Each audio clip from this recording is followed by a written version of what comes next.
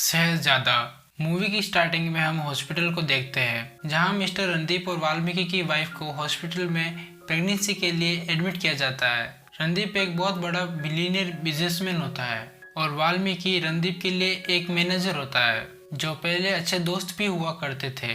अब जब वाल्मीकि को पता चलता है कि उसको बेबी बॉय हुआ है तो वो बहुत खुश होता है, लेकिन जो बच्चा मिस्टर रणदीप की वाइफ यसु के हुआ था उसकी सांसें थम जाती है और नर्स ये देखकर बहुत डर जाती है क्योंकि थोड़ी देर पहले वो बच्चा जिंदा था। फिर वो उन्हें बताने के लिए कॉल करने आती है जहां वो सारी बात वाल्मीकि को बता देती है और यह सुनकर वाल्मीकि के शैतान दिमाग में प्लान आता है कि वो अपने बेटे को रणदीप को दे देगा ताकि उसका बेटा एक लग्जरी लाइफ जी सके।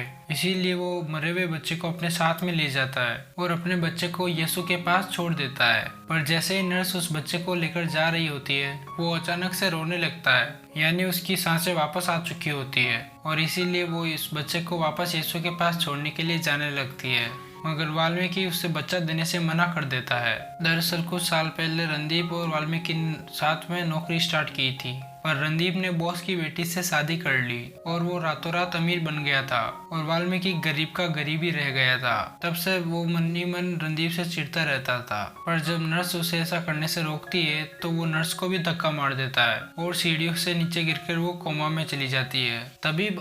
तभी अचानक वाल्मीकि का एक पैर अचानक से पैरालाइज हो जाता है और वो लंगड़ा होकर चलने लगता है। अब रणदीप अपने बेटे के साथ घर के लिए निकल जाता है और वाल्मीकि ये जानकर खुश हो रहा होता है कि अब उसका बेटा लग्जरी लाइफ जी सकेगा और कॉस्टली कार में घूम सकेगा और रणदीप का बेटा गरीबी में जिएगा और इससे उसका ये बदला पूरा भी हो जाएगा। उसके बाद रणदीप अपने बच्चे का नाम राज रखता है और वाल्मीकि अपने बच्चे का नाम बंटू रखता है ताकि वो उसे नौकरों की तरह ट्रीट कर सके। अब जैसा ब्लड होता है वैसा ही नेचर भी हो जाता है। उधर राज वाल्मीकि की तरह पढ़ाई में बिल्कुल भी होशियार नहीं होता है और दूसरी तरफ बंटू रणदीप की तरह बहुत इंटेलिजेंट होता है और कभी भी वाल्मीकि उसको अप्रिशिएट नहीं करता था। अब नेक्स्ट सीन 20 साल के बाद का दिखाया जाता है जहां राज अपने एमबीए की पढ़ाई को बीच में छोड़कर वापस आ रहा होता है और इसीलिए वाल्मीकि बंटू को कद्दू लेकर रणदीप के घर आने को कहता है ताकि वो उसे राज की नजर उतार सके। पर जब बंटू घर आता है तो इतने आलीशान घर को देखकर अपनी किस्मत को कोसने लगता है और अंदर जाने की इच्छा करता है,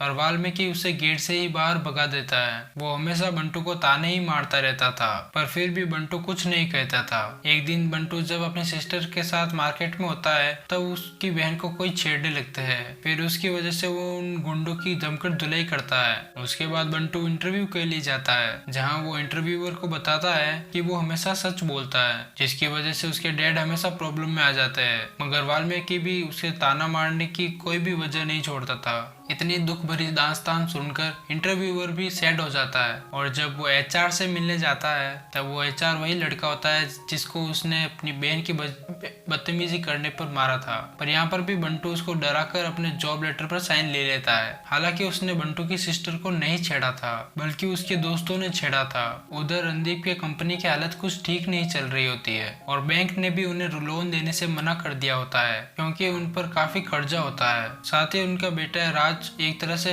बिल्कुल ही निकम्मा होता है, वो उनका काम भी संभाल नहीं पा रहा होता है। नेक्स्ट सीन में बंटू को अपनी कंपनी में लंबी टांगों वाली लड़की समारा मिलती है और वो उसे देखकर एकदम फ्लैट हो जाता है और बाद में उसे पता चलता है कि समारा ही उसकी बॉस है और सच बोलने की बीमारी की वजह से वो उसकी टांगों की तारीफ करने लगता है और वो उसकी वजह से उसे रेतीली इलाकों में भेज देती है क्योंकि वो एक टूर कंपनी चलाती थी। इससे परेशान होकर वो समारा को कहीं और भेजने की बात करता है तो वो इस बार उसे बर्फीले इलाकों में भेज देती है और उधर वाल्मीकि हॉस्पिटल में सुलोचना से मिलने आता है जो वहाँ की नर्स थी। वहाँ उसे डॉक्टरों से पता चलता है कि अगर इसे होश आ गया तो वो 2 महीने से ज्यादा नहीं जी पाएगी। दूसरी तरफ बंटू समारा को इम्प्रेस करने में लग जाता है और वो भी शायद उसे पसंद करती थी तो वो उसे अपने साथ ही रख लेती है।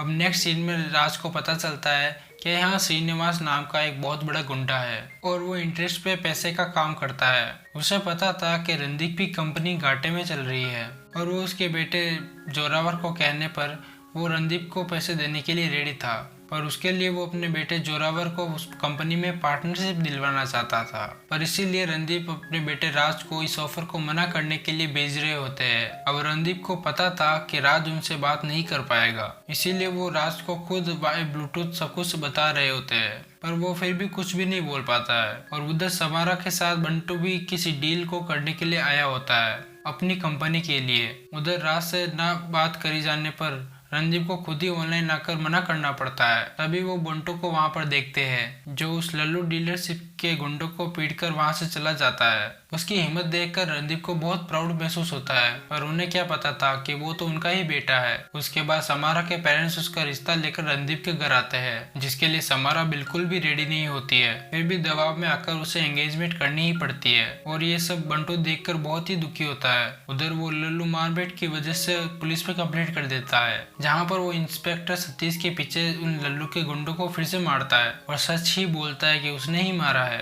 पर उन्हें यकीन नहीं होता है, इसीलिए वो उसे वहां से जाने के लिए बोल देते हैं। अब उसकी सच्चाई देखकर समारा को उससे प्यार हो जाता है और वो दोनों एक साथ डेट करने लगते हैं। और उधर श्रीनिवास उसके ऑफिस में आकर रणदीप को मार के चला जाता है, पर तभी वहाँ पे बंटू और समारा आते हैं जिन्हें रणदीप ने बात करने के लिए बुलाया था। वो रणदीप को घायल देखकर जल्दी से हॉस्पिटल लेकर आते हैं, जहाँ पर बंटू को सुलोचना मिल जाती है जिससे अब होश आ चुका था। वहाँ वो बंटू को उस वाल्मीकि की सच्चाई बताने की कोशिश करती है कि वो उसके रियल फादर नहीं है, उसका रियल फादर तो रणदीप है। और वो सब कुछ बंटू को बता भी देती है। ये सब सुनकर बंटू बहुत दुखी होता है और उसे वाल्मीकि पर बहुत गुस्सा आता है, क्योंकि उसने इतने सालों तक अपने रियल पेरेंट्स से अलग जो रखा था। इतना बताने के बाद सुलोचना तो मर जाती है, पर बंटू गुस्से में वाल्मीकि के पास आता है और फिर उसे जोर से स्लैप करता है। और फिर वाल्मीकि को बंटू को सारा सच बताना ही पड़ता है और वो बंटू से रिक्वेस्ट करता है कि वो ये बात रणदीप को नहीं बताए, वरना उसका बेटा महल से सड़क पर आ जाएगा। इसलिए अपनी माँ की वजह से बंटू सुप्रेना का ही फैसला करता है और ये सुनकर वाल्मीकि बहुत खुश होता है। अब हॉस्पिटल जाकर बंटू को पता चलता है कि उसके रियल फादर रणदीप की अच्छे से कोई भी केयर नहीं कर रहा है, ना ही उसकी वाइफ यशु और ना ही उसका बेटा राज। साथ ही उसके मामा काशी बिल के नाम पर अकाउंट में जोल कर रहे होते हैं। और ये सब देखकर बंटू को बहुत बुरा लग रहा होता है, क्योंकि कोई भी उसके रियल फादर रणदीप के साथ नहीं था। अब नेक्स्ट डे बंटू वाल्मीकि से कहता है कि उसे रणदीप के घर पे एंट्री लेनी है ताकि वो वहाँ पर रहकर अपने डैड की केयर तो कर सके,